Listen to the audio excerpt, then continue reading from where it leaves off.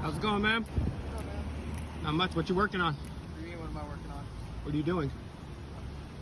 What's the matter to you, what I'm doing? Well, we pay people tax money Sure. to do a job, to uphold the Constitution. Okay. There's cold cases, there's pedophiles, there's internal affairs. Of course there is. So I just want to know what my public servants are doing when I'm paying them. Conducting traffic patrol.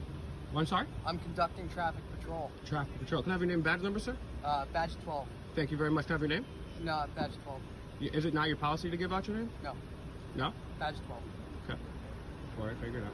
Anything else I can help you with? No, just checking in on my public servants, making sure they're doing the right thing. No worries, man. Stay safe. Have a good night. Cool. What's your favorite amendment to the Bill of Rights? Second Amendment. Okay, great. Have you ever arrested anybody for like illegal weapons or anything? Yes. Well, that would be shall not be infringed, though, right? Because there shouldn't be no illegal weapons to the Second Amendment, right? So shall not be infringed. What would you deem an illegal weapon? One that's against code and policy. Well, you know, none of our founding fathers ever got licenses, and when you ask for a license, you're requesting permission for something that you don't have the right to do. Yeah, I don't know what you're doing, man, but What I'm doing is I'm trying to speak with the people that work in my community peacefully and nonviolently. absolutely. The Second Amendment says shall not be infringed. Therefore, there should be no such thing as illegal guns, correct?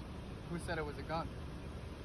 Oh, okay. Well, what type of weapons? The Second Amendment shall not be infringed. Also, I mean, I'm not sure how much of a history buff you are, but there were things very much akin to machine guns during the time of Washington and Jefferson as well, too. So they also put it under cannons under the Second Amendment. What would be deemed an illegal weapon? Depends. Do you think Lots of variables.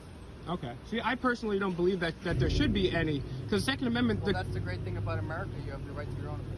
Well, I disagree, because the Constitution was written, and if you look at the Federalist Papers and the Anti-Federalist Papers and read the writings of the individuals that wrote the Constitution, they make it very clear that they're not writing in any type of metaphors, that they're making it written in very plain English so that people understand. The right to keep and bear arms shall not be infringed. That's not a hyperbole, that's not metaphorical, that's just straightforward. The right to keep and bear arms shall not be infringed. Shall not. There's bear arms of any type, whether it's a cannon, an aircraft carrier, a gun, a sword. It says the right to keep and bear arms shall not be infringed. There's no.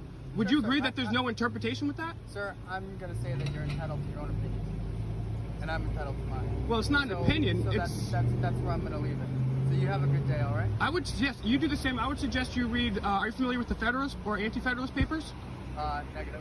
Okay, well, they give you some context. The Federalist Papers and the Anti-Federalist Papers are a collection of writings from people who are proponents of a strong Constitution, federal government, and others that were not. And what it does is it gives great context to the Bill of Rights. So I would suggest you read them.